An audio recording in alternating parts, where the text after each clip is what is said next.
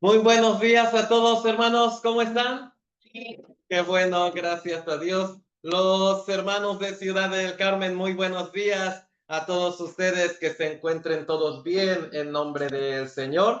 Hoy, en este domingo, vamos a aprender juntos de la palabra de Dios. Para eso vamos a orar juntos, para que sea el Espíritu Santo de Dios quien nos dé todo el entendimiento. Oramos juntos. Amado Dios nuestro, te damos muchísimas gracias, porque nosotros de verdad estábamos bien perdidos en medio del pecado, pero tú nos salvaste, tú nos rescataste con tu mano poderosa, nos rescataste con la preciosa palabra y nos hiciste ver que nuestro amado Señor Jesucristo cargó todos nuestros pecados en la cruz.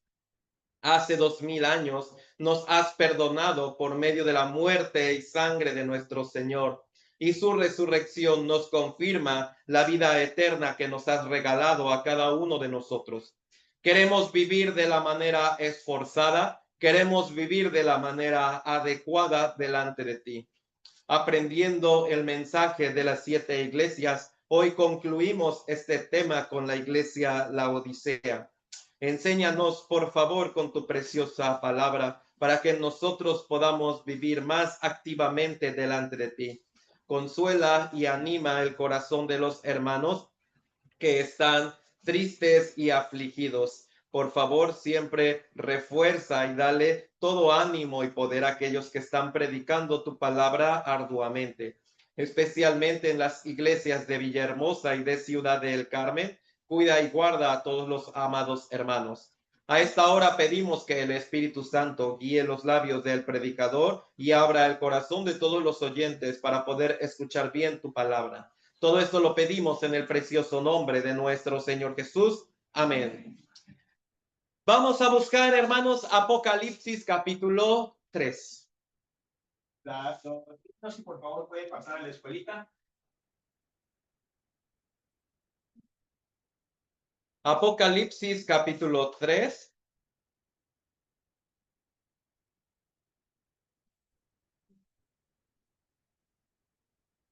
versículos 14 al 22.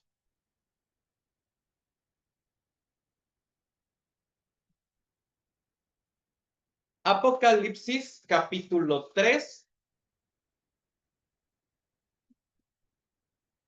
versículos 14 al 22.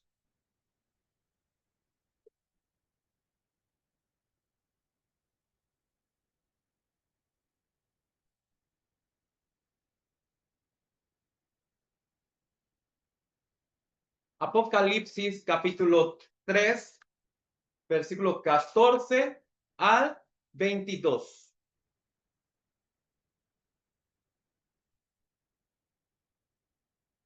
Yo lo voy a leer, hermanos. Solo le pido que a partir del versículo 20 al 22 lo leamos juntos. Yo voy a leer solo del 14 al 19 y del 20 en adelante le pido que por favor lo leamos todos juntos.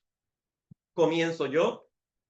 Y escribe al ángel de la iglesia en la Odisea: He aquí el amén, el testigo fiel y verdadero, el principio de la creación de Dios, dice esto: Yo conozco tus obras, que ni eres frío ni caliente. Ojalá fueses frío o caliente, pero por cuanto eres tibio y no frío ni caliente, te vomitaré de mi boca. Porque tú dices: Yo soy rico y me he enriquecido, y de ninguna cosa tengo necesidad, y no sabes que tú eres un desventurado, miserable, pobre, ciego y desnudo. Por tanto, yo te aconsejo que de mí compres oro refinado en fuego, para que seas rico, y vestiduras blancas para vestirte, y que no se descubra la vergüenza de tu desnudez, y unge tus ojos con colirio para que veas. Yo reprendo y castigo a todos los que amo. Sé pues celoso y arrepiéntete. He aquí, yo estoy a la puerta y llamo. Si alguno oye mi voz y abre la puerta, entraré a él, cenaré con él y él conmigo. Al que me hiciere, le daré que se siente conmigo en mi trono, así como yo he vencido, me he sentado con mi Padre en su trono. El que tiene oído, oiga lo que el Espíritu dice a las iglesias. Hoy nosotros concluimos este mensaje de las 7 iglesias, este estudio de Apocalipsis capítulo 2 y capítulo 3. Entonces, hermanos, me parece que nos hemos llevado grandes lecciones por medio de estos 2 capítulos. Entonces, aquí vamos a refrescar un poco la memoria. Ya completamos todo el cuadro porque ya no hay otra iglesia. Entonces, ya completamos todo esto. Éfeso, ¿qué significa? Sí. Esmirna, ¿qué significa? Mirra, sí. Luego, ¿cuál sigue? Pérgamo, matrimonio. Luego, Tiatira, el sacrificio continuo. Sardis, el rastro que quedó. Filadelfia, amor fraternal entre hermanos. Entonces, recuerden, hermanos, que este mensaje fue llevado a 7 iglesias que estaban ahí. Pero estas 7 iglesias representan a todas las iglesias de las épocas. También, hermanos, algo bien importante es esto. La época de la iglesia se puede dividir en 7 partes y según el mensaje que se fue dando, fue la característica de la época. No quiere decir que el 100% de todos estaba así, sino que fue la característica que predominaba. Un ejemplo, del año 33 al 100, ellos comenzaron bien, comenzaron trabajando bien duro, la época apostólica, pero a ellos, ¿qué les pasó? Ya resbalaron, no han terminado bien. Entonces, el Señor les felicitó, pero también les reprendió, también los regañó. Llegó la época de Esmirna, del año 100 al 313, fue una época que se parecía mucho a la condición que pasaba la iglesia de Esmirna cuando Juan escribió esto. Mirra es con lo que preparaban a los muertos. Entonces se estaba anunciando una época de mucho dolor, una época de Roma va a empezar a perseguir a los cristianos. Entonces, esta época del año 100 al 313 se le llamó la época de los padres de la fe, donde el imperio romano empezó a perseguir terriblemente a la iglesia. Luego, Pérgamo, matrimonio, la confusión, en el año 313 al 590, Roma se convierte al cristianismo. Constantino se convierte al cristianismo. Después otros emperadores hacen que el cristianismo sea la religión oficial y les empiezan a dar edificios, les empiezan a dar mucho poder. Entonces de aquí se empieza a corromper la iglesia. De poco a poco aquí se empieza a corromper porque empieza a aceptar costumbres que no eran debidas. Entonces el cristianismo y el paganismo romano se empiezan a mezclar de poco a poco. Por eso aquí Dios les dice, tengo pocas cosas contra ti. Sin embargo, en esta época ellos tenían la confusión porque poco a poco se iban alejando de la Biblia y se iban aferrando más a las costumbres y tradiciones. Entonces, cuando el Señor les dijo, tengo pocas cosas contra ti, era para que ellos en ese tiempo pudieran eliminar esas pocas cosas y volverse bien al Señor. Sin embargo, ellos no hicieron esto y esas pocas cosas se convirtieron en un terrible problema. Porque luego, del año 590 a 1517, es aquí cuando entonces comienza la época de la Iglesia Católica medieval, donde entonces ya se forma bien lo que es el papado y entonces comienzan épocas de grande confusión y también comienza la época de la Inquisición, donde se empieza a perseguir brutalmente a los creyentes también. Entonces, hermanos, esta época de Tiatira, el sacrificio continuo, ¿qué significa? Ellos, en lugar de aprender la palabra de Dios, solo hacían como rituales.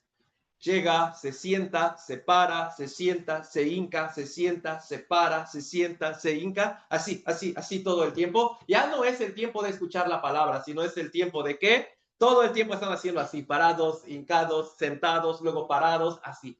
Entonces, en ese momento Dios los reprendió muy duro, les dijo que los juzgaría con sus pies. Sin embargo, esta época termina bien. En el año 1517, 31 de octubre, Martín Lutero clava las 95 tesis afuera de la puerta de la iglesia y ahí concluye la época católica medieval y se da inicio a la época de la Reforma. ¿Cuál fue el lema de la época de la Reforma? Vamos a volvernos a la Biblia. Ese fue el lema. Vamos a volvernos a la palabra de Dios otra vez. Entonces, es cuando inicia del año 1517 al año 1700 la época de la Reforma, donde dice el rastro que quedó. Entonces, pocas personas como Lutero empiezan a predicar la verdadera palabra de Dios. Especialmente, ¿qué fue lo que incitó a Lutero el clavar esas 95 tesis? Luchar contra el pago de indulgencias que se exigía en ese tiempo. Entonces, cuando la iglesia empieza a exigir el pago de la indulgencia, tú quieres que tu muerto salga del purgatorio y vaya al cielo, tienes que pagar. Entonces, eso a Lutero ya le pareció inconcebible y fue cuando bíblicamente él dijo, demuestren bíblicamente que existe el purgatorio. Demuestre bíblicamente que un alma puede salir del infierno e ir al cielo. Y para esto, hermanos, recuerde bien, cuando estudiamos en Pérgamo, se hizo un concilio donde ellos determinaron cuáles eran los 66 libros de la Biblia. ¿Saben también quiénes estaban de acuerdo?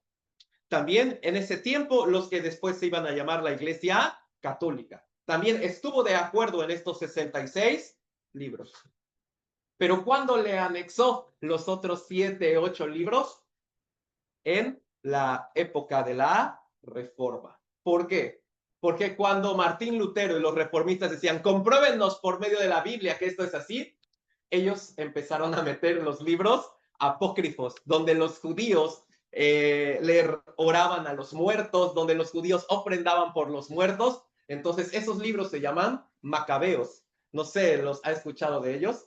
Si busca en la versión latinoamericana, que todavía los incluye, mete estos libros, los macabeos, donde ellos oran por los muertos, donde ellos ofrendan también por los muertos. Pero ellos antes habían decretado que ese libro era apócrifo. Pero para poder contrarrestar a Martín Lutero, los volvieron a anexar.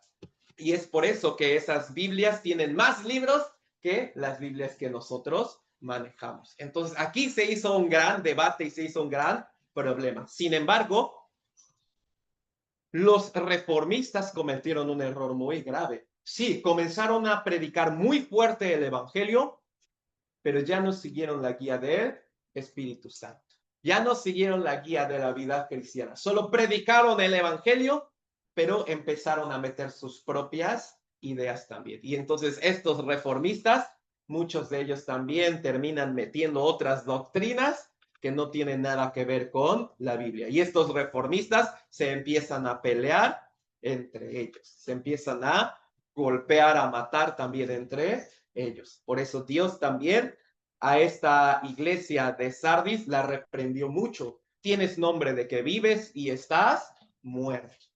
Pero ya cuando solo quedaba una pequeña flama del evangelio que parecía que se estaba extinguiendo, llega el siglo XVIII y el siglo XIX, cuando en la iglesia de Filadelfia muestra las mismas características que esta época, la época del restablecimiento espiritual, donde esa pequeña flama se convierte en un grandísimo fuego. Y los pocos hombres que habían recibido la salvación comenzaron a predicar, pero ahora sí llevando la guía del Espíritu Santo. Pero ahora sí comienzan a predicar amándose entre los hermanos. Por eso ellos empiezan a llevar su vida piadosa, empiezan a amarse entre ellos mismos y empiezan a predicar juntos y el evangelio se expande a todas partes del mundo. Y es cuando el evangelio de verdad empieza a llegar a todas partes del mundo.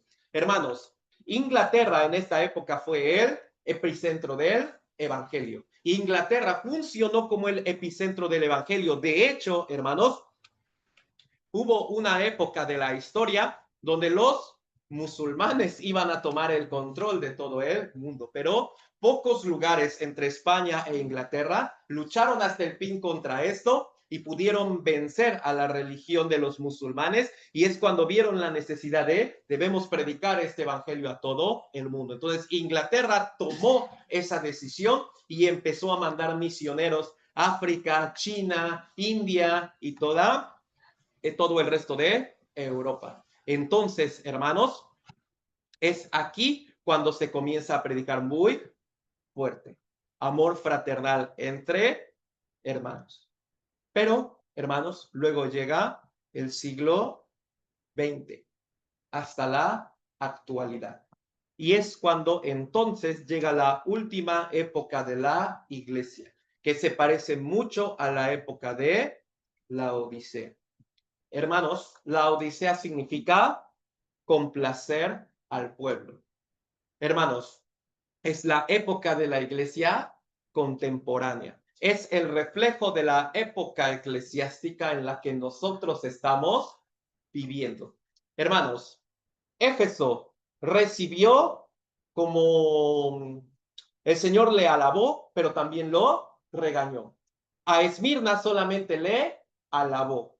A Pérgamo le alabó, pero también lo regañó. A Tiatira lo regañó muy duro, pero lo felicitó por terminar bien. A Sardis también lo regañó mucho, muy duro, pero también le felicitó por unas pocas cosas que se abstuvo. A Filadelfia nunca lo regañó, sino que le alabó completamente. A la Odisea, el Señor nunca le alabó.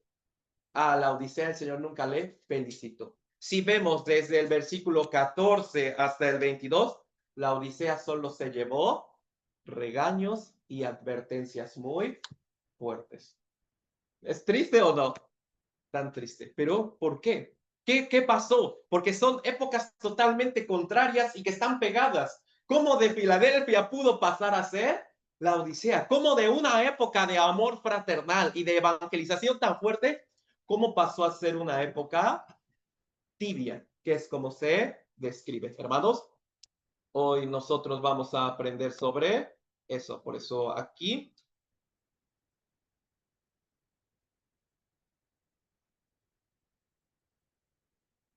hermanos, vamos a ver este Apocalipsis capítulo 2. Capítulo 3, perdón, versículo 14. Apocalipsis capítulo 3, el versículo 14.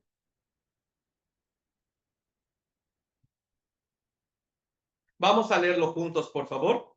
Y escribe al ángel de la iglesia en la Odisea: he aquí el Amén, el testigo fiel y verdadero, el principio de la creación de Dios, dice esto. Hermanos, aquí recordemos que el Señor Jesús se ha presentado de una forma diferente a cada iglesia, porque ese era su problema que ellos manifestaban, y la forma en la que el Señor se presentaba era la manera para que ellos pudieran evitar esto. Aquí el Señor, ¿cómo se presentó ante la iglesia de la Odisea? Como el amén, el amén. Hermanos, usted sabe qué significa amén. Realmente amén significaba en un principio, sí, así sea, pero propiamente, verdaderamente es. ¿Sí? El amén era verdaderamente es. Entonces quiere decir era algo firme, algo seguro, algo que ya no se podía mover. Por eso el Señor se presentó ante la iglesia de la Odisea como yo soy el amén, yo soy el que verdaderamente es, yo soy el que está firme, porque ese era el gran problema de los salvos en la iglesia en la Odisea. Ellos no aceptaban al Señor como Él, amén. Por eso no pudieron obedecer en todos los aspectos de su vida. Una parte sí, una parte no. Una parte corregía, otra parte no la quería corregir. Entonces, estos salvos empezaron a vivir de acuerdo a su deseo carnal y según la vanagloria de la vida. Entonces ellos quisieron ajustar sus sueños y anhelos a la vida cristiana. Entonces en ese momento, ¿a dónde va a correr? En ese momento, por eso el Señor les dijo, yo soy el amén. Quiere decir, ustedes deben de llevar una vida como Él. Amén. Porque Dios es Dios de verdad. Hermanos, algo que siempre estamos aprendiendo es que Dios es el Dios de la verdad. Por eso los salvos tienen que andar según la verdad. Hermanos, entonces, cuando el Señor siempre ha cumplido sus promesas, ¿qué significa? Los salvos también siempre deben estar obedeciendo la palabra del Señor. En este caso, ellos empezaron a llevar una vida más carnal, empezaron a llevar una vida de satisfacer a sus propios deseos. Por eso la Odisea significa complacer al pueblo. Ellos llevaron solo una vida cristiana, pero al mismo tiempo una vida de complacencia. Un rato soy cristiano, otro rato voy a complacer mi vida. Soy cristiano, pero se mezcla con las cosas y deseos y afanes también de este mundo. Entonces, hermanos, esto era lo que estaba pasando aquí en la iglesia de la Odisea. Hermanos, también para entender el contexto de este tiempo, vamos a leer el versículo 16, por favor.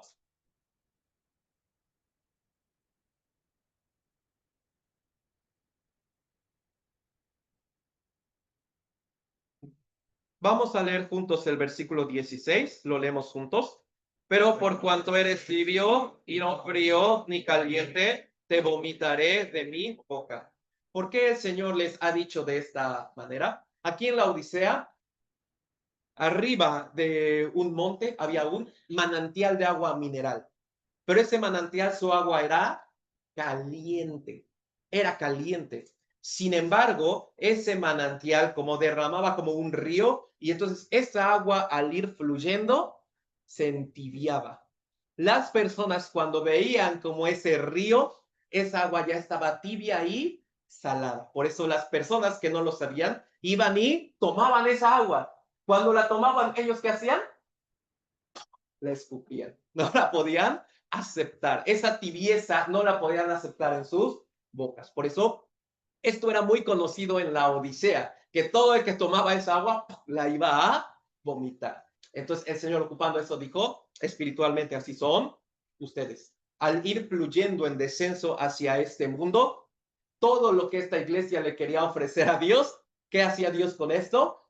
Lo vomitaba, lo vomitaba. ¿Qué significa? No lo acepto y aparte te voy a disciplinar. Es muy fuerte, ¿no? Pero el Señor dijo, te vomitaré de mi boca. No solo es que no acepto esto que estás haciendo, sino te voy a reprender, te voy a castigar y te voy a disciplinar. Hermanos, ¿usted cree que la Odisea también, ellos como tendrían problemas económicos?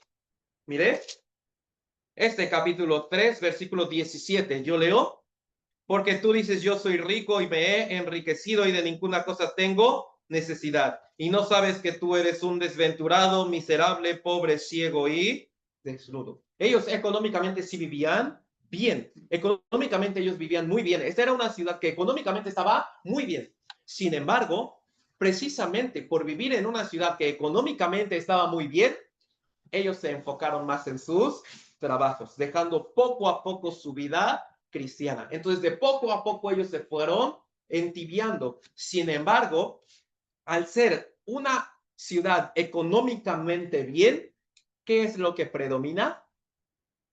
El pecado. Hermanos, pensémoslo bien. ¿Usted conoce en Estados Unidos un lugar llamado, o ha escuchado un lugar llamado Las Vegas? ¿Qué apodo tiene? La ciudad del pecado. Económicamente muy bien. Por eso muchos lugares para perderse, muchos lugares para divertirse. La Odisea era muy similar a eso. Entonces los salvos aprendían la palabra y salían al mundo a cometer el pecado. Y salían al mundo a disfrutar de este pecado. En la ciudad, pensémoslo bien, Filadelfia fue una iglesia que se distinguió porque el Señor dijo, yo haré que ellos se postren a tus pies. Entonces era una iglesia que distinguía su fe de los demás. Sin embargo, la Odisea ya no era así. No se podía distinguir quién era el cristiano porque todos se comportaban igual. Todos, tanto creyentes como no creyentes, cometían los mismos pecados. Ya no se podía distinguir bien. Entonces, ellos con este corazón pudieron predicar el evangelio. No, ellos ya no pudieron predicar el evangelio. Pero, ¿qué fue lo que hizo que el Señor los reprendiera tanto? Hermanos, imagínense, Dios está diciendo, eres pobre, miserable, desventurado, ciego y desnudo. ¿Por qué? Porque ellos así mismo decían, yo soy rico. Quiere decir, yo espiritualmente estoy bien. Yo soy cristiano, espiritualmente estoy bien. Sí, yo estoy bien, estoy bien. Ellos, yo estoy bendecido por Dios, yo estoy muy bendecido por el Señor. Sin embargo, cuando el Señor les mostró verdaderamente su aspecto, son miserables, pobres, ciegos y desnudos. Entonces, claro que ellos se habrían sorprendido demasiado, hermanos, que ellos estuvieran económicamente bien no significa que Dios les estuviera bendiciendo. Que ellos de su salud estuviera bien, no significa que Dios les estuviera bendiciendo. Que ellos no tuvieran un problema grave, no significa que Dios les estuviera bendiciendo, sino que al contrario, Satanás les había puesto una cama muy cómoda, donde ellos ahí se recostaron y por eso es que no tenían dificultades, porque Satanás no le convenía molestarlos, porque ellos al acostumbrarse a esas buenas cosas, por sí mismos ya no predicaron el evangelio. A la iglesia de Esmirna, Satanás la molestó mucho y esta iglesia predicó muy fuerte. A la iglesia de Filadelfia, Satanás la molestó muy duro y esta iglesia predicó muy fuerte. Pero a la iglesia en la Odisea, Satanás se dio cuenta de algo. No necesito molestarlos, solo necesito hacerles más cómodas sus vidas y ellos mismos dejarán de predicar. Solo necesito darles buenos trabajos y por sí mismos dejarán de predicar. Solo necesito hacer que ellos cumplan sus sueños y así mismos dejarán de predicar. Entonces, así fueron engañados los salvos de la iglesia en la Odisea, donde este río que fluía no era un agua potable, sino era un agua mineral. Hermanos, ahora es cuando nosotros debemos pensar bien esto. ¿Cómo pasó del siglo XVIII, XIX, de predicar muy duro el evangelio, a llegar el siglo XX a la actualidad? ¿Cuál es la perspectiva eclesiástica en general de todos los creyentes ante Dios? Una iglesia de la Odisea, en general.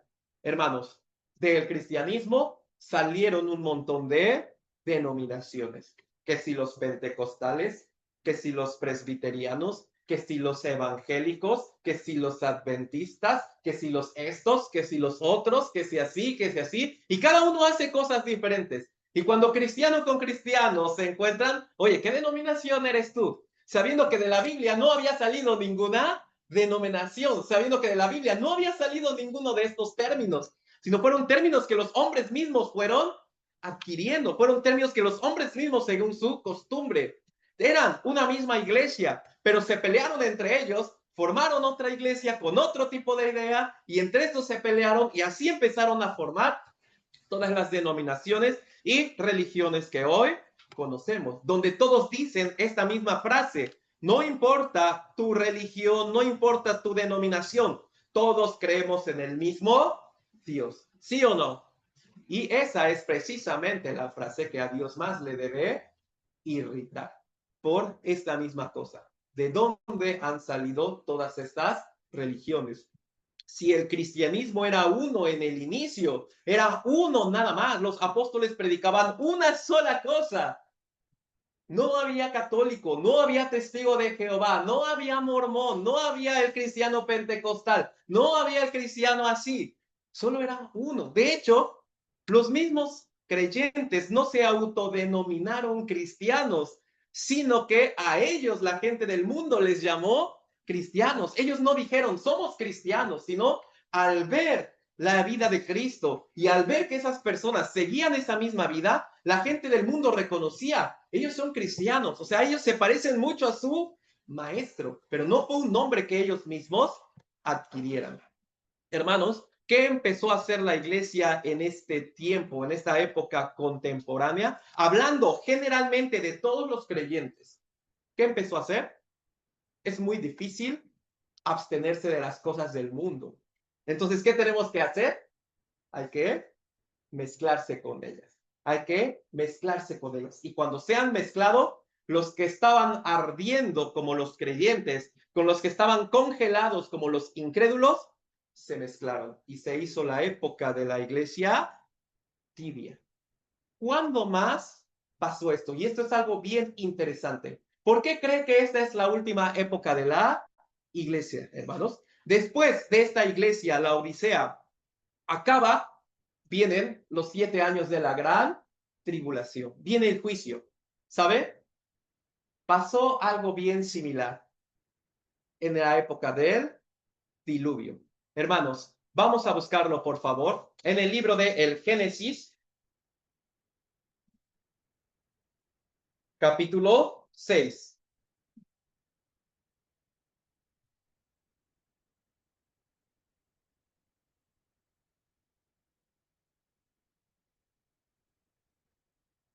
Génesis, capítulo 6,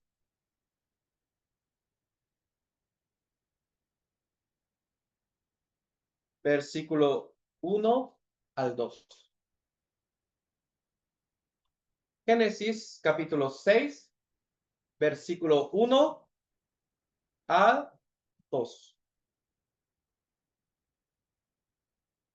Génesis, capítulo 6, versículo 1 al 2.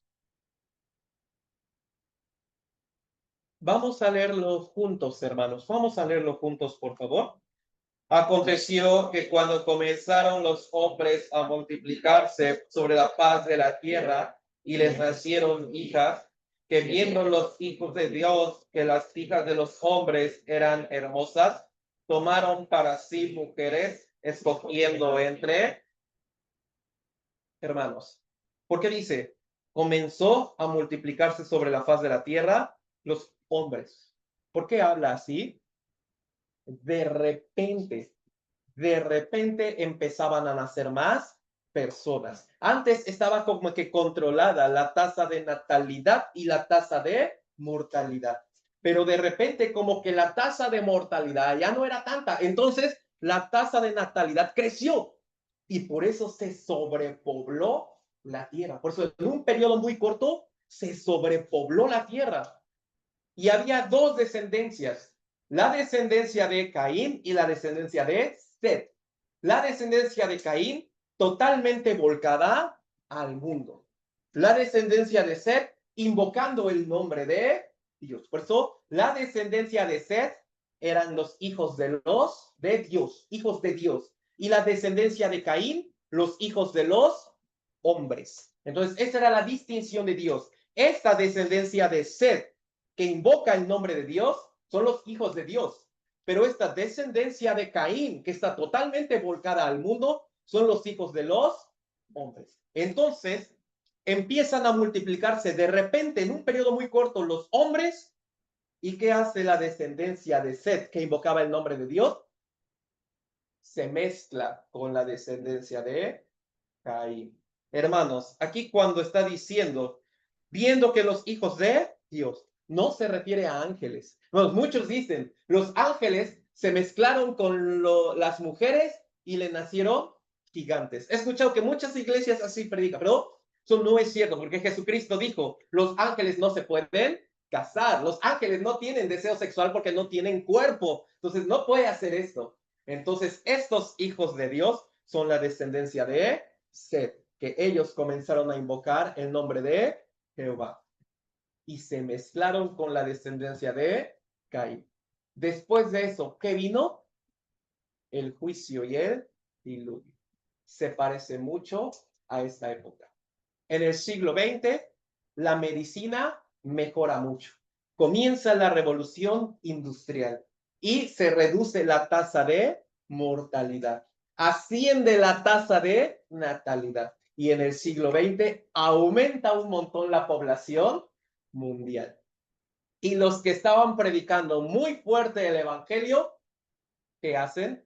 Se mezclan con las costumbres de este mundo y es por eso que viene la iglesia de la Odisea, y es por eso que después viene el terrible juicio de los 7 años de la gran tribulación. Es igual, fue el mismo. Lo que más Dios detestó de esta época de Génesis es que como los que invocaban el nombre de Dios se pudieron mezclar con los que estaban bien vueltos al pecado. Hermanos, en esta época también ha pasado lo mismo. Hablando desde el punto de vista general de todos los creyentes, de todas las iglesias, ya no podemos decir esto, hermanos, porque el cristianismo puro se ha vuelto muy pequeño y el cristianismo impuro ha tomado una grandísima fuerza, donde ese cristianismo impuro ha hecho esto.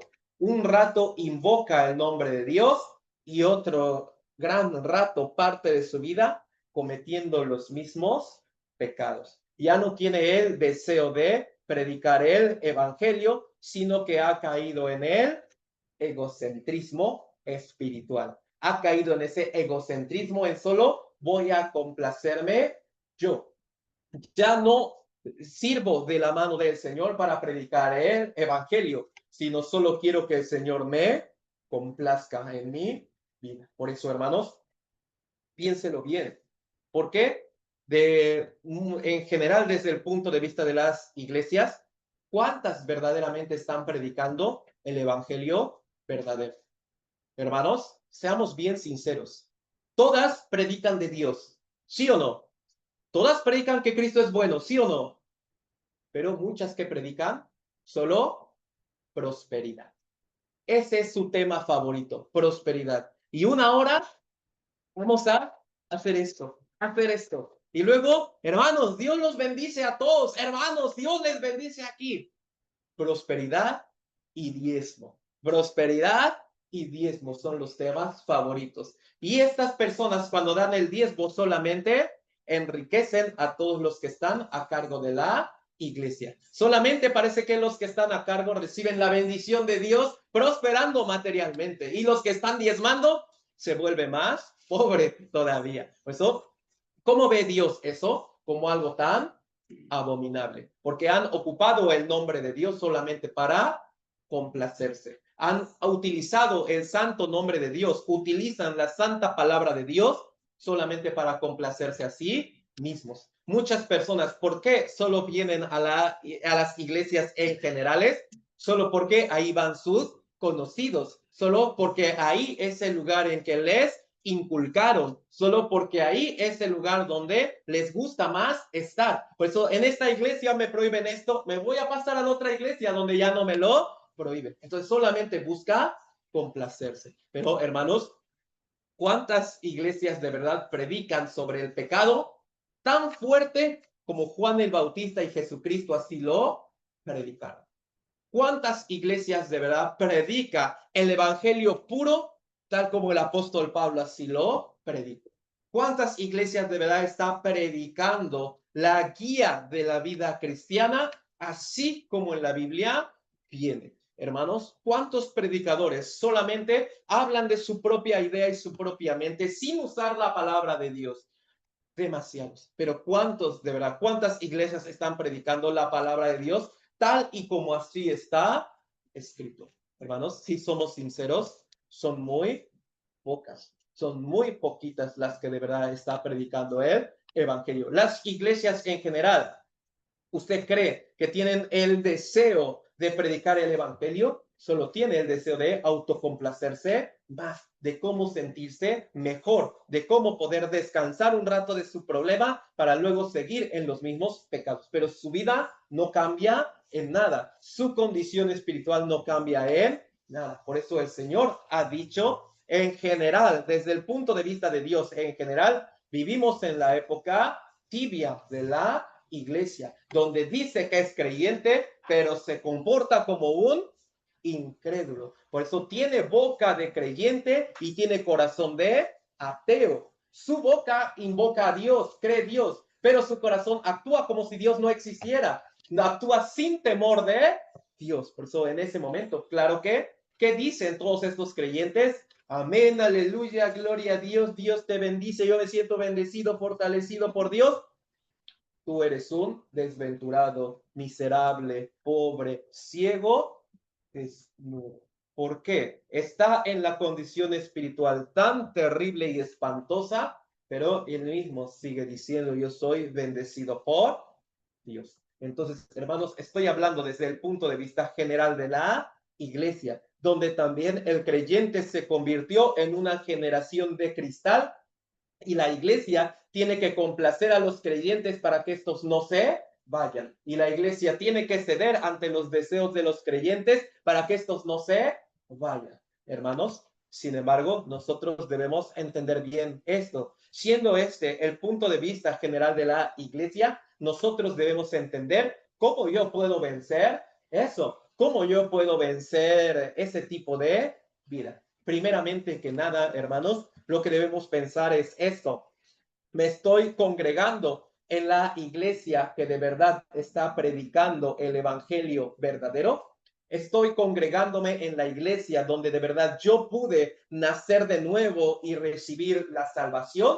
Estoy congregándome en la iglesia donde yo estoy creciendo en mi vida de fe. Estoy como congregándome en la iglesia que está predicando arduamente el evangelio. Hermanos, estoy predicando también el evangelio dentro de esta iglesia. Son las dudas que nosotros debemos resolver. Hermanos, eso es lo más importante para poder salir de ese error. Hermanos, a veces a veces puede uno recibir como esto, ¿no? Hay muchos cristianos en la ciudad de Villahermosa, me imagino, ¿no? Debe de haber como demasiados. Pero entonces, ¿de verdad todos ellos habrán resuelto su problema de nacer de nuevo? ¿Qué piensa? ¿Habrá muchos bautizados en Villahermosa o no? En Ciudad del Carmen, un montón. Entonces, ¿todos de verdad así podrán ir al cielo? Hermanos, debe resolver esa cuestión. ¿Yo he nacido de nuevo o no? ¿Estoy en la iglesia que predica que ha nacido de nuevo o no? Hermanos, eso es lo más importante. ¿Y por qué? Hermanos, todos nosotros que hemos recibido la salvación, me parece que estamos seguros que estamos en la congregación que tiene esas buenas características. Pero ¿por qué es necesario decir esto? ¿Qué es lo que a la Odisea también le afectó mucho? Hermanos, vamos a buscar, por favor, en el libro de Jeremías.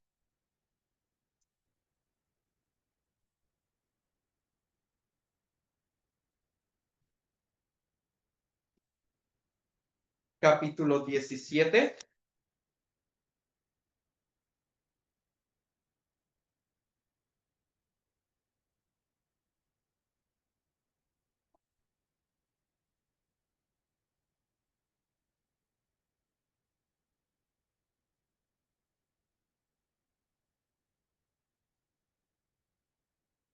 Jeremías, capítulo 17, versículo 9.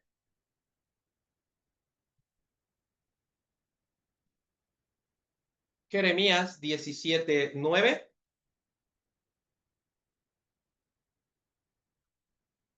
Vamos a leerlo juntos. Jeremías capítulo 17, versículo 9. ¿Lo leemos juntos? Engañoso es el corazón más que todas las cosas y perverso. ¿Quién lo conocerá? Hermanos, la Odisea se dejó llevar por su propia emoción. La Odisea se deja llevar por su propia emoción, engañado por su propio corazón. Claro que en ese momento ha hecho a un lado la palabra de Dios. Hermanos, quizá esta comparación es un poco rara, pero ¿qué es más importante, hermanos? ¿Qué tiene toda autoridad? ¿La iglesia o la Biblia? Agustín, por ahí del año 300 a 400, cometió este error, diciendo la iglesia es lo más importante, al grado de que si la iglesia me dice que la Biblia es falsa, yo aceptaría esto.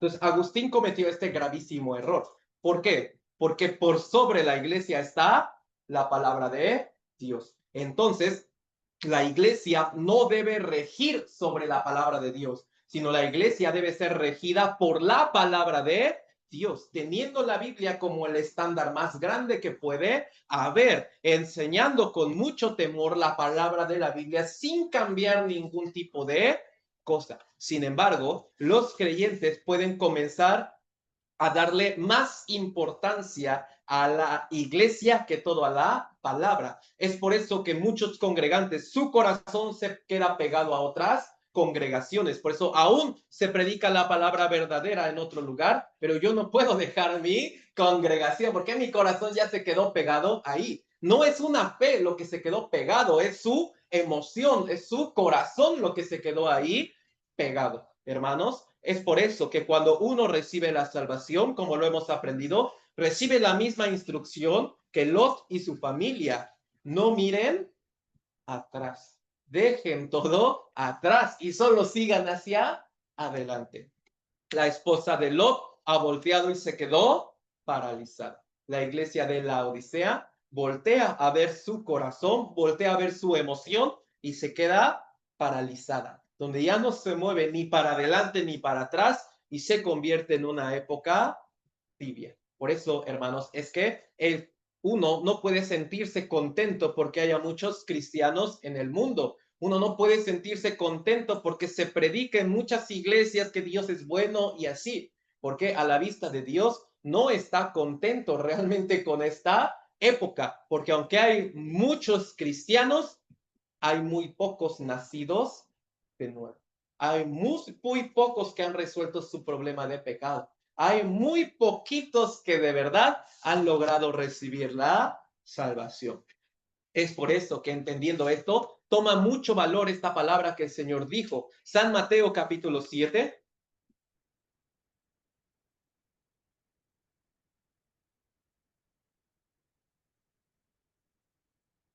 San Mateo capítulo 7, versículos 13 al 14.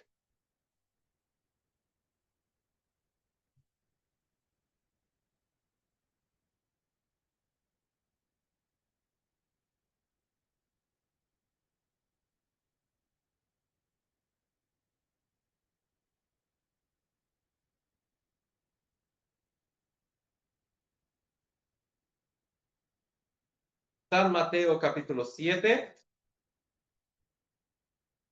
versículo 13 al 14.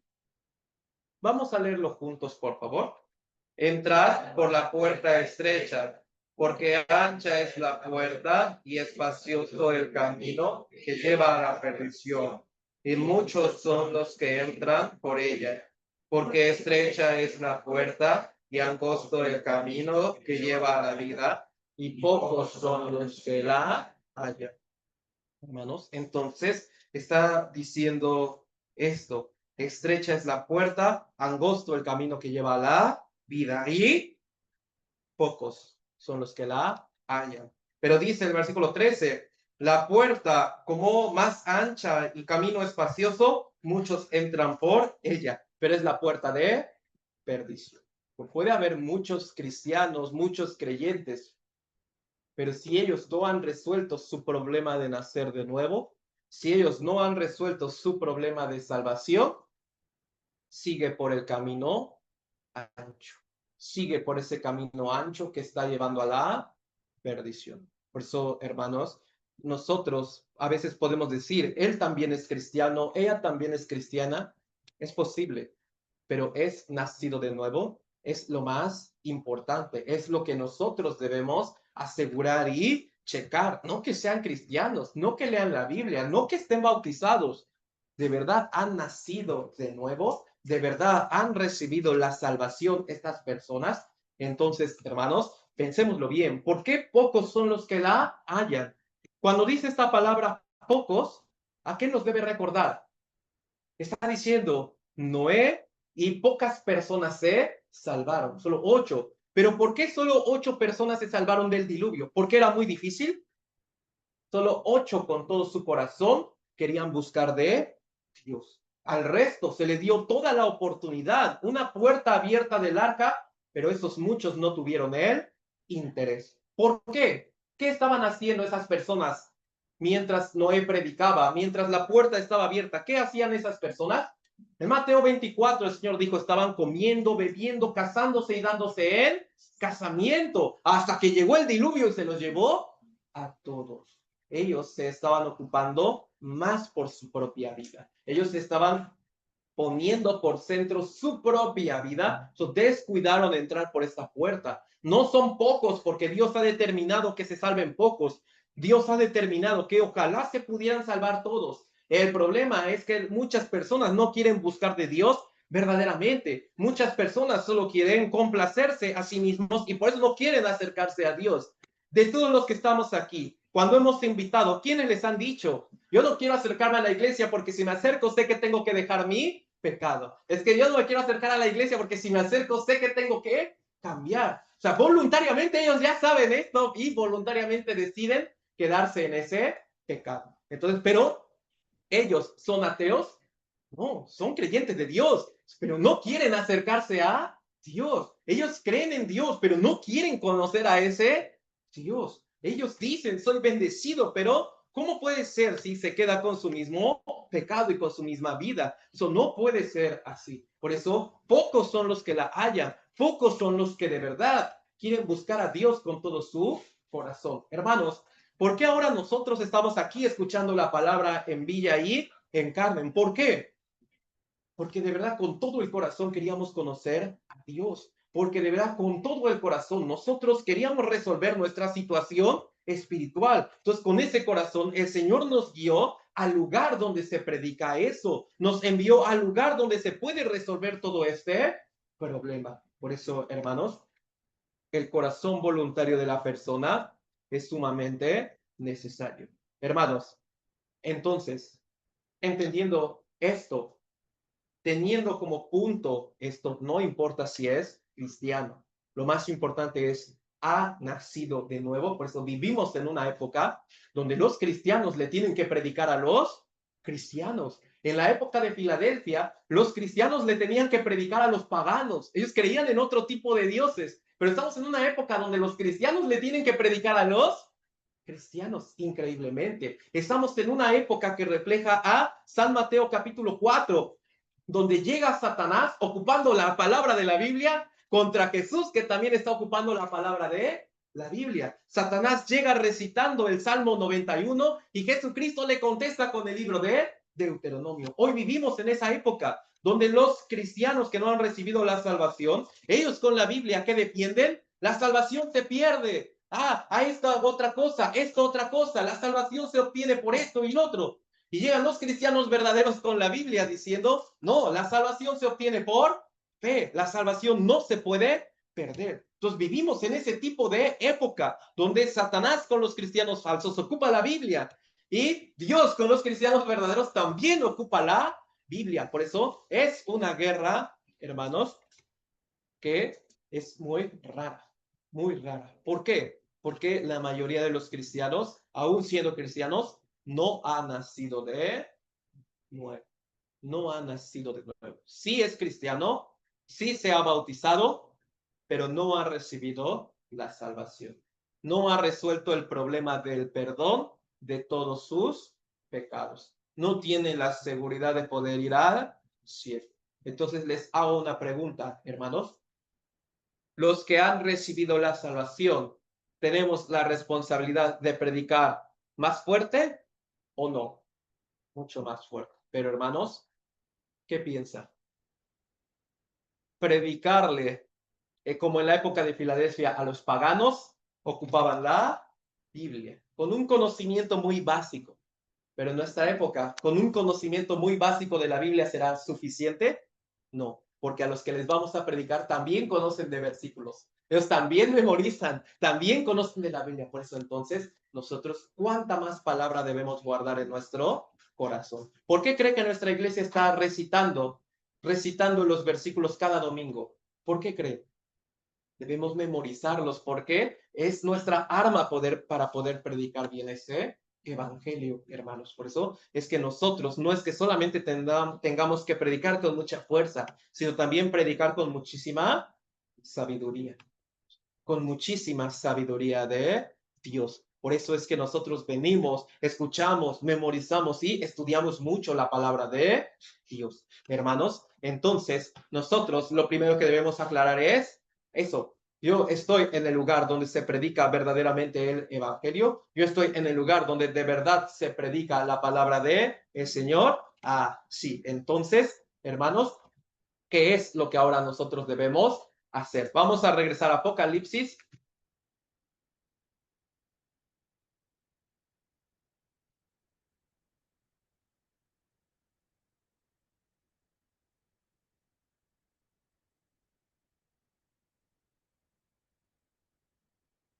Capítulo 3.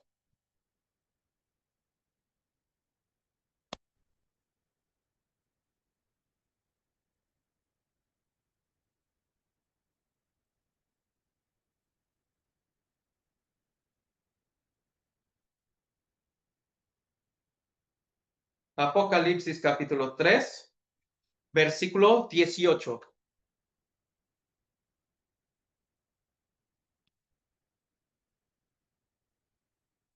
Apocalipsis capítulo 3, versículo 18.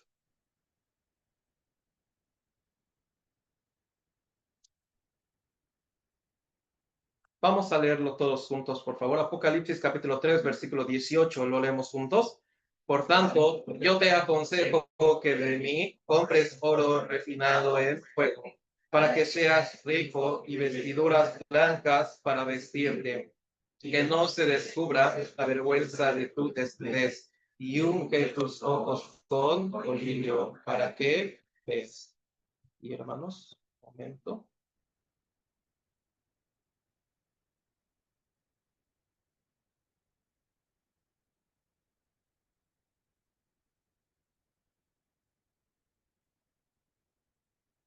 Hermanos, nosotros, yo quiero un rato nada más mostrarles esto.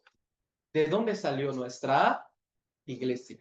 Como misión, palabra de vida. ¿De dónde salió? ¿Cómo salió? Hermanos,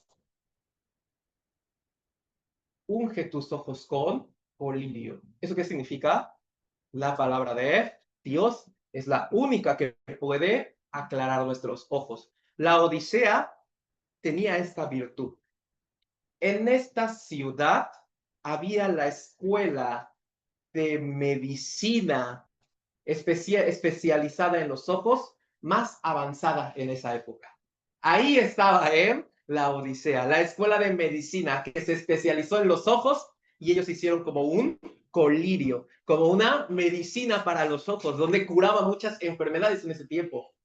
Entonces el Señor ocupó eso para decir, en sus manos tienen el verdadero colirio que les va a limpiar todo ojo espiritual. Es la palabra de Dios, hermanos. Por eso hay que entender bien esto, como nuestra iglesia, de dónde ha salido y por qué nosotros tenemos esta misión. Hermanos, en el siglo XIX, dos hombres fueron muy destacados. Algunos cristianos generalmente los conocen. Dale Moody y Charles Spurgeon. Hermanos, ellos predicaban el evangelio puro. Predicaban este evangelio puro. ¿Sabe cuál era su estilo de la predicación para el evangelio? Hacían seminarios de la Biblia. Entonces, ellos hacían estos seminarios de la Biblia desde el siglo XIX. Moody predicaba en los Estados Unidos, Spurgeon predicaba en Inglaterra. Y estos dos países se convierten en epicentros del Evangelio. Y así comienzan a predicar a todas partes del mundo. Sin embargo, Spurgeon ocupaba como tipo seminario y todo esto. Entonces, Spurgeon, ¿qué fue lo que hizo? Él fue apodado el príncipe de la predicación. Se dice que él habría predicado a casi 500,000 de ingleses. Entonces, muchos recibieron la salvación por la influencia de él. Y en Estados Unidos, muchos recibieron la salvación por la influencia de Moody. Entonces, Spurgeon invitó a Dale Moody a qué cosa? A que él fuera a predicar allá. Por eso en el siglo XIX, estas personas que eran las más activas, Moody estuvo invitado a Inglaterra por 6 meses, donde ahí predicó un seminario de la Biblia. Entonces, ahí ya Moody va a predicar y como un hombre llamado Edward Stott, en ese seminario que fue a predicar Moody a Inglaterra, él recibió la salvación. Este hombre llamado Edward Stott, él ya recibió la salvación en ese seminario que impartió Dale Moody en Inglaterra. Entonces Edward Stott le predica a su familia, llevándolos y todo eso, y su hijo C.T. Stott también recibe la salvación. Pero este hombre llamado C.T. Stott entiende la importancia de predicar el verdadero evangelio. Por eso él funda la organización WEC, en español, Evangelización Mundial por Cristo. Entonces él empieza a crear una academia donde todos los que han recibido la salvación ahí son enseñados y tienen que irse a diferentes partes del mundo a predicar el verdadero evangelio. Entonces, hermanos, en el año 1960, un hombre llamado, de esta organización WEC, un hombre llamado Norman Grob, ha visitado Corea. Ha visitado Corea. Hermanos, entonces cuando este hombre en 1960 visita Corea, se da cuenta de algo. Él mismo dice, solo hay miembros de la iglesia en Corea, pero no hay evangelio. Y él saca este eslogan, ve a Corea y predica el evangelio. En Corea había creyentes, pero no había salvos. En Corea había los creyentes en Cristo, pero no habían nacido de nuevo. Por eso este Norman Grob le puso mucho interés a Corea. Dijo, vamos a predicarles allá a ellos. Hermanos, ¿sabe qué tuvo que hacer él? Aprender el coreano.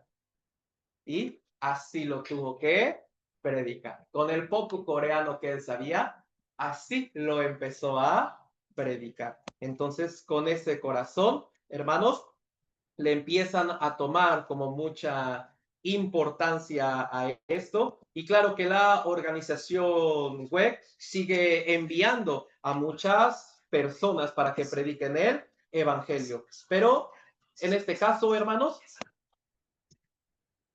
este hombre llamado Keith Glass, también de la organización WEC, entonces le toma todavía más importancia a Corea y él también con su poco aprendizaje de coreano, así empieza a predicar.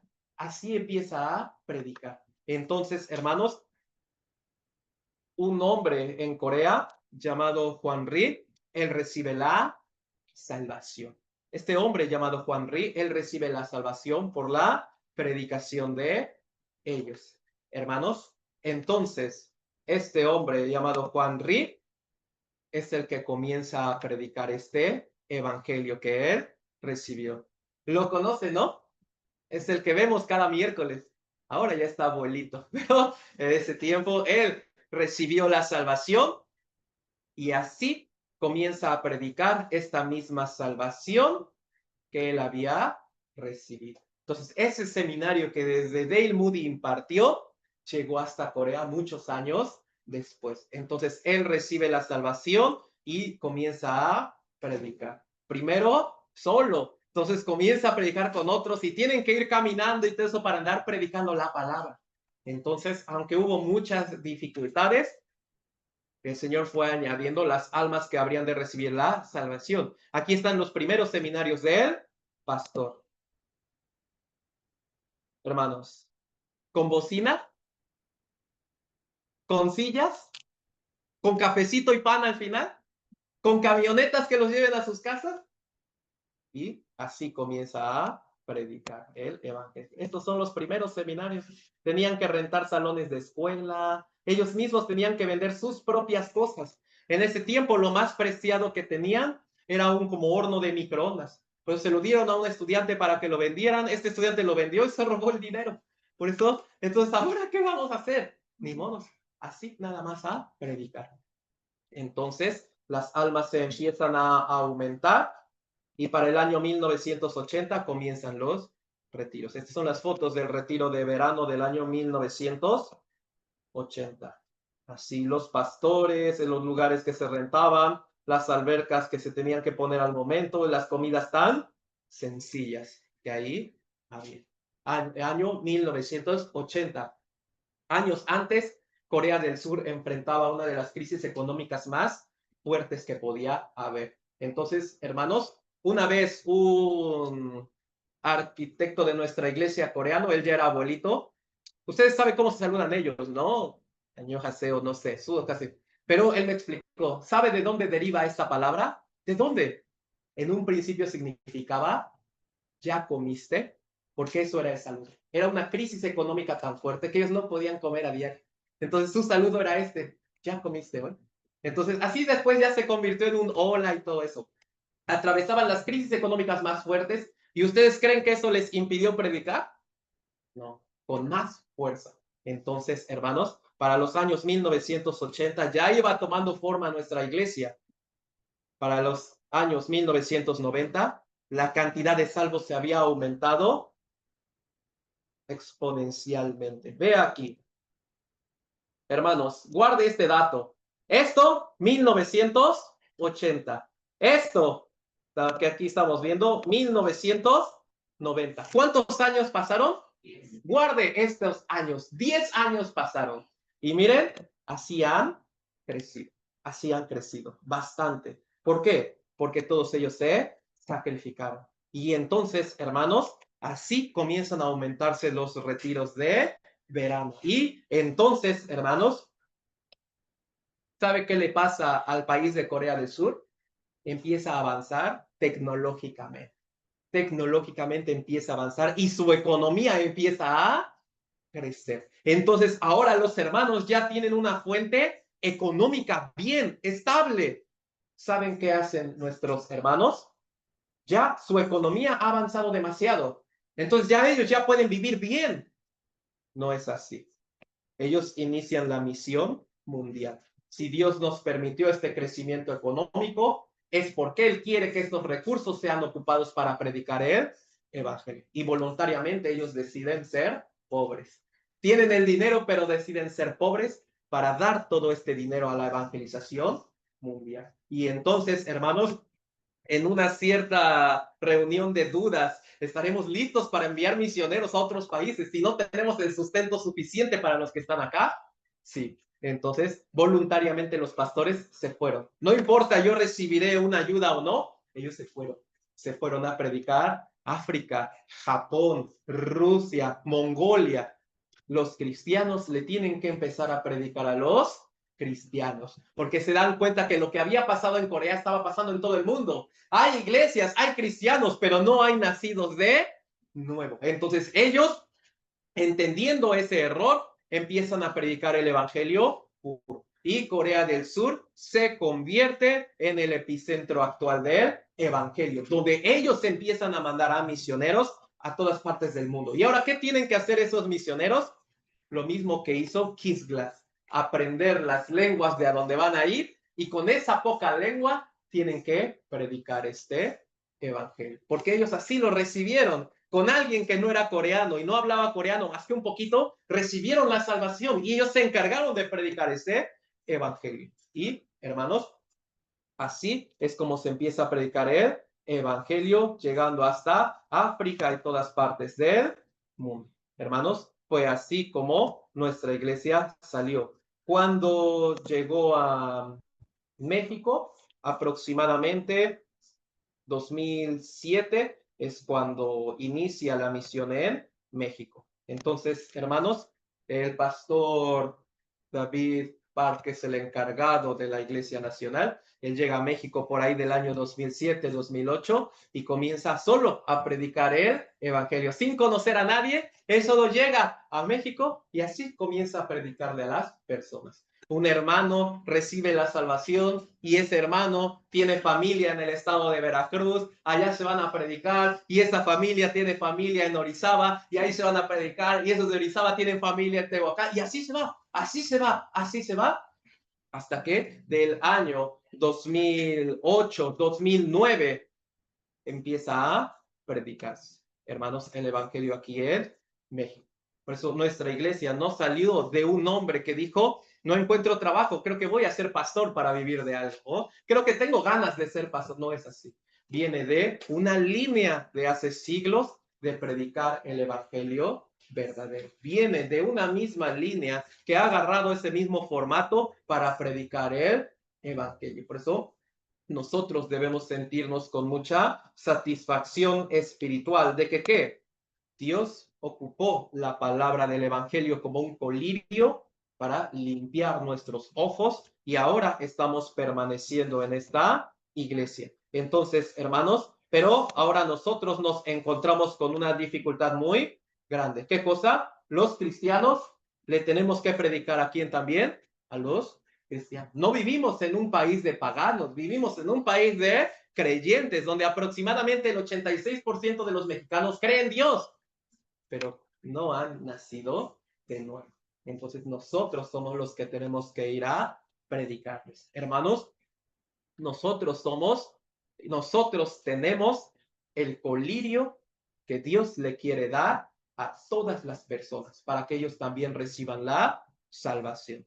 Pero, hermanos, Satanás también quiere nublar nuestra vista para que no prediquemos. Y en este tiempo, ¿qué es lo que más va a ocupar Satanás para que no prediquemos? La comodidad, la satisfacción. Hermanos, por eso el autocomplacerse es lo que Satanás va a ocupar para que nosotros no prediquemos este evangelio.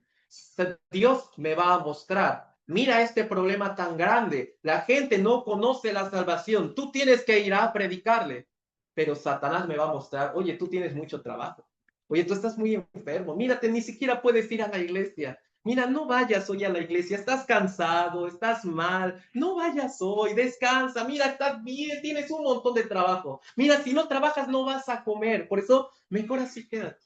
Y entonces cuando los salvos nos empezamos a confundir, nos empezamos a confundir. Olvidamos la meta tan importante que era de Dios porque Satanás ha borrado mi vista. Hermanos, nosotros vivimos en medio de la Odisea, pero nosotros no somos la Odisea.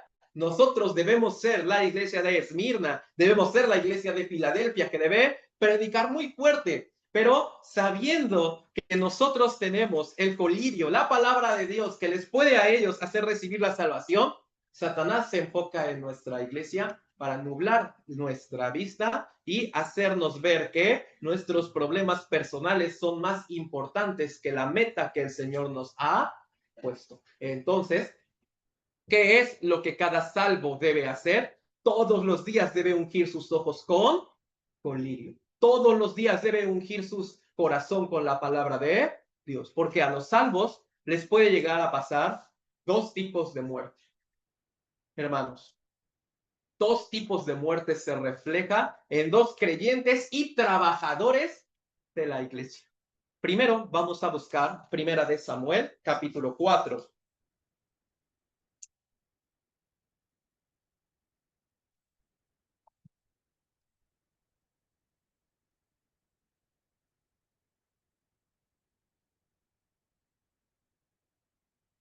Primera de Samuel, capítulo 4.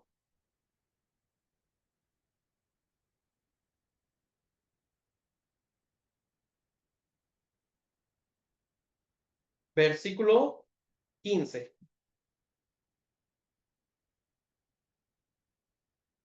Primera de Samuel, capítulo 4, versículo 15.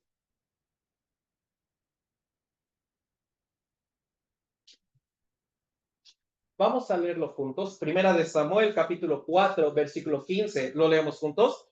Era ya Elí, de edad de 98 años, y sus ojos se habían oscurecido, de modo que no podía ver. Hermanos, ¿qué edad? 98. Sus ojos oscurecidos. Vamos a buscar Deuteronomio,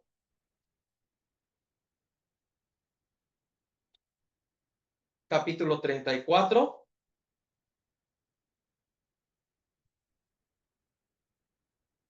98 y sus ojos se oscurecieron. Vamos a ver Deuteronomio 34, versículo 7.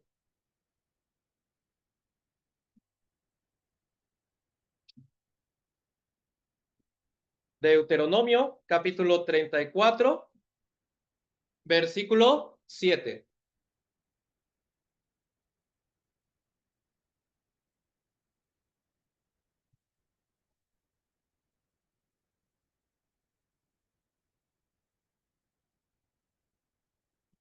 Deuteronomio, capítulo 34, versículo 7. Vamos a leerlo juntos. Era Moisés de edad de 120 años cuando murió. Sus ojos nunca se oscurecieron.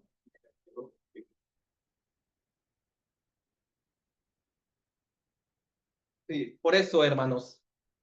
¿Qué edad tenía Moisés? ¿Qué edad tenía Elí? Elí, Moisés. ¿Quién murió de más edad? Pero sus ojos de Moisés nunca se oscurecieron. Hermanos, Elí, ¿creía en Dios o no? ¿Era trabajador de Dios o no? Sí. Moisés igual. ¿Cómo murió Elí? Sentado y con los ojos oscurecidos. ¿Cómo murió Moisés? Subiendo un monte y sus ojos nunca se oscurecieron. ¿Cómo va a ser nuestra muerte, hermanos? ¿O cómo nos va a encontrar el Señor? Sentados sin predicar el evangelio y con la vista bien nublosa, egocentrista, de que mis problemas fueron más grandes que la meta de Dios, o mi muerte será como la de Moisés, subiendo en fe y mis ojos nunca se oscurecen. Para que esto no ocurra, para que no nos ocurra la muerte de Elí, hermanos, todos los días hay que ungir mis ojos con colirio. Todos los días hay que ungir mi corazón con la palabra de Dios. Hermanos, nuestros problemas son muy importantes, es lógico, pero pensémoslo bien. Hermanos, bomberos, como paramédicos y todo eso. Piénselo bien. ¿Ellos tienen problemas personales o no? Sí.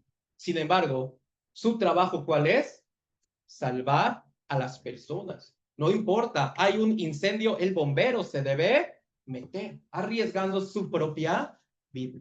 Los salvos tenemos problemas, pero eso no impide que nosotros tenemos la meta de salvar a las almas que están perdidas. Por eso, hermanos, nuestro problema económico y de enfermedad sí es un problema, pero no es el problema que nos debe impedir el predicar este evangelio, sino, hermanos, al contrario, aferrarnos más a la poderosa mano de Dios para poder cumplir bien esta meta. Por eso, hermanos, debemos pensarlo muy bien. Los adultos, hermanos, debemos pensar bien en esto. Ahora mismo yo estoy subiendo en fe con los ojos bien claros.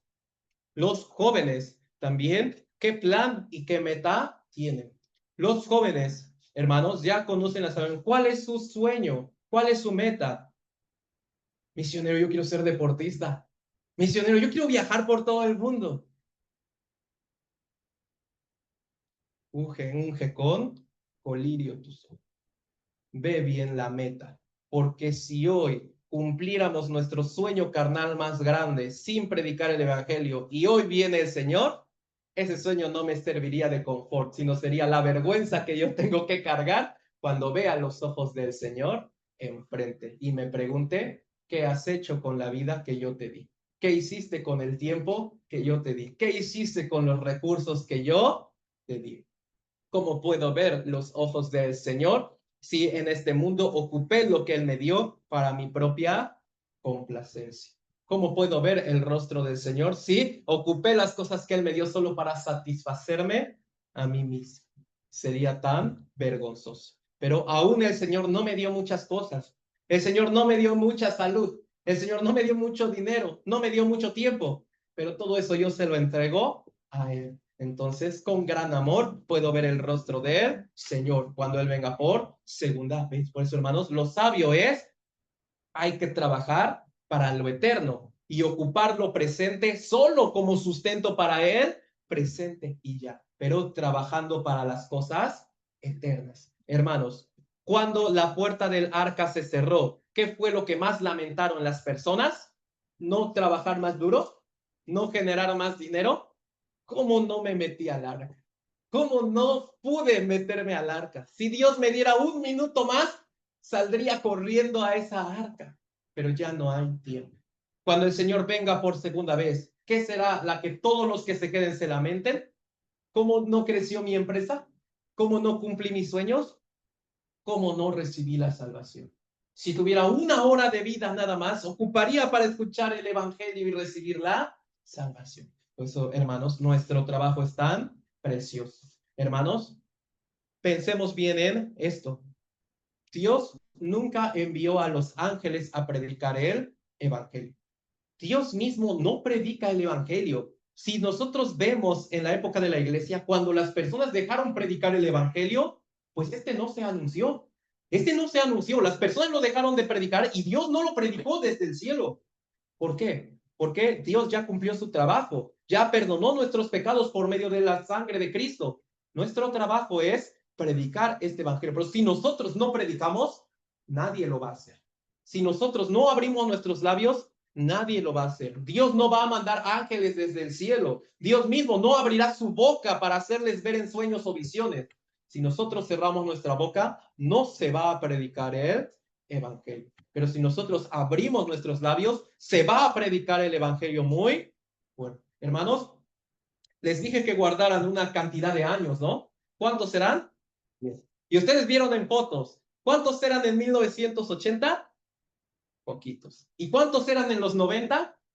Un montón. De pasar de un salón de clases, pasaron a un salón sumamente grande, como un estadio, como una conferencia. Hermanos, Ciudad del Carmen, la iglesia comenzó año 2014. ¿Cuántos años pasaron a la fecha? 11. ¿Y cuántos crecimos? Villahermosa. Comienza año 2016. Próximo año será nuestro aniversario de 10 años. Así. Pero ¿cuánto hemos crecido? Cárdenas, 2013, 2000, pero ¿cuánto hemos crecido? Hermanos, ¿por qué? ¿Por qué cree que no hemos crecido? No hemos ungido el colirio de mis hijos. No he ungido el colirio. Antepuse mis problemas, dejando a un lado la meta de Dios. Yo no puedo decir, es que los carmelitos son tan duros, es que los tabasqueños son bien duros, no quieren escuchar, porque el poder es de Dios. Yo solamente tengo que abrir mis labios. Hermanos, por eso, a partir de ahora, aprendiendo de esta iglesia de la Odisea, recordando esto, nosotros ungimos nuestros ojos con colirio, ya recibimos la salvación, pero esta salvación la tienen que recibir todas las personas también. Entonces yo tengo que predicar muchísimo más fuerte. Entonces yo tengo que predicar con muchísima más fuerza. Hermanos, el evangelio tiene que llegar a todo Tabasco, ¿sí o no? Tiene que llegar a los 17 municipios. De verdad, tiene que llegar a todos esos municipios. Pero ¿quién lo tiene que predicar? Misionero, usted váyase, ¿no? Ahí oramos por usted que no le pase nada, hermanos. Cuando el Señor dijo, ¿quién irá por ellos? Isaías capítulo 6, ¿quién irá por ellos? ¿Qué respondió Isaías? Heme aquí, Señor, heme aquí, yo voy a ir. Hasta tenemos un canto, ¿no? Heme aquí, envíame a mí. Solo que no llueva, Señor, porque ya no puedo ir así. Solo que tenga yo buen trabajo, solo que tenga yo buena salud. No, hermanos, sin importar absolutamente ningún problema, hay que cumplir con esa misión. Hay que derramar el colirio en los ojos de todas las personas que no han nacido de nuevo. Hermanos, por eso para nosotros es bien importante. Yo no puedo morir como Elí, sentado sin predicar el evangelio, con la vista bien nublosa, viendo complacido solo mi propia vida. Yo tengo que morir como Moisés, creciendo, subiendo ese monte de fe con la vista bien clara. Nunca se perdió su vigor. Hermanos, ¿cuál es nuestro poder? Romanos 1, porque no me avergüenzo del evangelio, porque es poder de Dios para salvación. Imagínense, si cuando el Señor venga, me halla con todo el poder del evangelio, predicando muy duro la palabra del Señor. Por eso, hermanos, nosotros tenemos que tomar este papel bien importante. Los de Ciudad del Carmen debemos tomar este papel bien importante. ¿Quién le va a predicar a todos los demás municipios? ¿Quién? ¿Quién aquí en Tabasco le va a predicar a todos esos municipios? Por eso, hermanos, entre todos tenemos que estar predicando muy duro el evangelio. Hermanos, ustedes saben bien, el 30 de este mes va a comenzar el seminario de la Biblia. Va a comenzar el seminario de la Biblia, donde vamos a derramar el colirio a todas las personas. Entonces, todos tenemos este trabajo tan importante. Es cuando todos, absolutamente todos, trabajamos. ¿Sabe? Cuando viene el seminario de la Biblia, Dios empieza a trabajar, el Espíritu Santo empieza a trabajar, Dios envía a sus ángeles para que cuiden a los salvos que están invitando. Entonces, ¿cuál es el trabajo de los congregantes de la iglesia? Hay que trabajar, venir y traer a las almas. ¿Cuál es el trabajo del predicador? Lo debe anunciar en este seminario. ¿Cuál es el trabajo de Dios y Espíritu Santo? Salvar a las almas que hemos traído. Es todo el trabajo en conjunto. Por eso una parte no puede hacer todo. Tienen que ser todas las partes en conjunto, trabajando arduamente. Por eso, hermanos, debemos levantarnos de esta silla que no predica el evangelio y hay que empezar a subir ese monte como Moisés, porque ya vivimos en la última época de la iglesia. Ya no hay otra más. Quiere decir, de nosotros depende cómo cerraremos la carrera de la fe. Hermanos, desde la primera iglesia hasta nosotros ha sido una carrera de relevos, donde Cristo le dio el evangelio a la época apostólica y esta se lo pasó a la otra y a la otra y a la otra y ya llegó a nosotros. No hay un competidor delante de nosotros, solo está la meta. Somos el último corredor de esta carrera. Somos el último, el que tiene que cerrar bien, porque ya no hay otro. Entonces, si nosotros no predicamos bien, se puede sentir esta frustración. Si en una carrera de relevos el primero corre bien, el segundo, el tercero, el cuarto, el quinto, el sexto corren bien y se lo dan al último y este se tropieza y el equipo pierde, ¿sería frustración o no? Eso, nuestra responsabilidad, hermanos, de las 7 iglesias es la más grande, porque somos el que va a cerrar, porque somos la época que va a concluir. Por eso nuestra responsabilidad es muchísimo más grande. Por eso, sabiendo esto, Satanás también está trabajando muchísimo más. Entonces también Dios está trabajando muchísimo más. Por eso, hermanos, Dios nos ha confiado este trabajo a nosotros. Nos lo ha confiado a cada uno de nosotros. Cuando veamos el rostro de Él, ¿qué cuenta le vamos a entregar? ¿Qué cosa yo le voy a entregar al Señor? Por eso, hermanos, ya nosotros no debemos checar qué podemos hacer para que se predique el evangelio, sino debemos checar qué voy a hacer yo para que se predique el evangelio. Por eso ya es necesario dejar de pensar en plural y que cada uno empiece a pensar qué voy a hacer yo para que se predique el evangelio. Voy a abrir mi casa para que se predique. Tengo un conocido por allá. Voy a organizar algo para que ahí se predique. ¿Qué es lo que voy a hacer yo para que se predique el evangelio? Por eso, hermanos, este fuego que ha llegado a nosotros del evangelio, hay que expandirlo a todas las personas. Hay que salvar en este tiempo. Incluso a los mismos creyentes que no han nacido de nuevo, nosotros los tenemos que salvar. Por eso, ¿ustedes tienen familia o no? Sí, entonces a ellos hay que comenzar a predicarles y luego también predicándole a todos nuestros conocidos. Por eso, esta semana del seminario, a partir del 30 de septiembre, hermanos, es un trabajo en conjunto. Todos vamos a trabajar. Y la siguiente semana a esa vendrá el seminario en Ciudad del Carmen. Entonces, todos tenemos que trabajar en conjunto. Por eso, para ese seminario, ¿qué voy a hacer yo? Para ese seminario debemos pensarlo todos. ¿Qué voy a hacer yo para que se predique este evangelio? Hermanos, debemos pensar esto. Los que estamos sentados en Ciudad del Carmen, los que estamos sentados ahora en Villahermosa, me refiero sentados en las sillas que ahora estamos, hermanos, debemos pensar, yo ya no soy espectador ni invitado, yo soy trabajador. Entonces, ¿qué voy a hacer para que se predique este evangelio? Entonces, hermanos, será una semana difícil porque también Satanás va a trabajar personalmente con cada uno. Vendrá mucho problema, trabajo, pero hay que vencerlo. Hay que venir a este seminario, hay que traer a los invitados para que todos puedan recibir la salvación. Y hermanos, entonces hay que cerrar bien este año. Solo como 3 meses y unos días quedan. Hay que cerrarlo predicando arduamente el evangelio. Por último, buscamos Apocalipsis.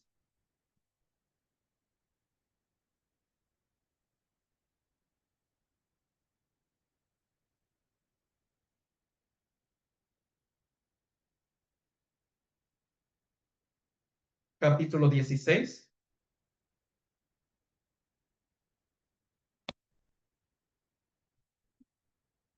Apocalipsis capítulo 16.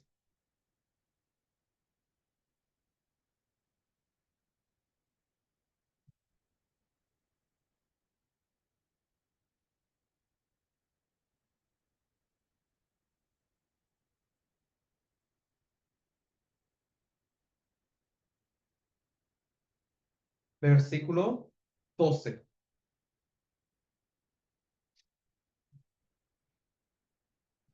Apocalipsis capítulo 16, versículo 12. Vamos a leerlo juntos. Apocalipsis 16, 12. Lo leemos juntos. El sexto ángel derramó su copa sobre el gran río Éufrates, y el agua de este se secó para que estuviese preparado el camino a los reyes del oriente. Y versículo 16, también vamos a leerlo juntos. Y los reunió en el lugar que en hebreo se llama Armagedón. Hermanos, esto es el tiempo de la última guerra de el juicio, donde este mundo será juzgado espantosamente. Pero entre el versículo que leímos 12 al 16, aparece este mensaje en el versículo 15. He aquí yo vengo como ladrón. Bienaventurado el que vela y guarda sus ropas para que no ande desnudo y vean su vergüenza. Hermanos, bienaventurado. La bienaventuranza más grande, ser librado de este juicio. Por eso el Señor escribe este juicio tan espantoso y en medio pone, bienaventurados los que lavaron sus ropas. En otras palabras, los que recibieron la salvación, porque no experimenta este juicio, no tiene que pasarlo. Nuestro trabajo es que esta bienaventuranza llegue a todas las personas que nos rodean. Nuestro trabajo es que las personas que nos rodean no entren a este terrible juicio, sino que entren a la gran bienaventuranza. Por eso este seminario es la oportunidad donde podemos predicar, es la oportunidad donde podemos subir en la fe predicando el evangelio. Por eso, hermanos de Ciudad del Carmen, ustedes van a predicar muy duro el evangelio en esa semana del seminario. Aquí, sí, más o menos, sí, bien. Villahermosa, ¿va a trabajar muy duro o no? Sí. Un favor, Villahermosa, por favor.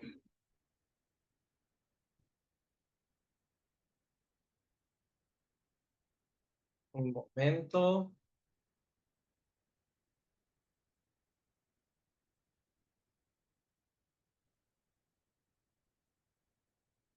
Ahí está. Hermanos de Carmen, ¿los ven? Sí. Villahermosa, ¿va a trabajar duro o no? Sí. Carmen, ¿va a trabajar duro o no? Sí, muy bien. Por eso, aquí espero que todos podamos trabajar bien para la obra del Señor. Vamos a orar juntos para terminar. ¿Nos?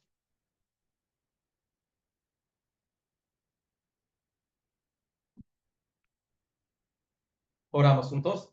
Señor, te damos muchísimas gracias porque nos has permitido la salvación tan grande y tan perfecta. Te damos muchísimas gracias porque nosotros que veníamos con el corazón apagado, pensando que nuestros problemas eran lo más grande, hoy hemos recordado cuál es nuestra verdadera meta, que es salvar a todas las almas.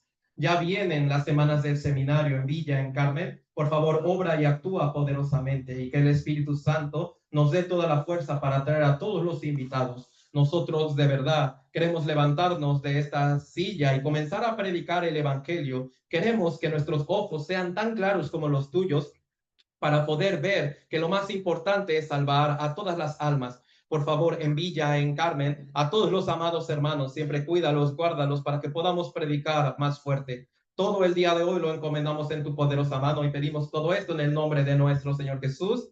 Amén. Sí, nos despedimos, hermanos. Cuídense mucho. Nos vemos. Bye.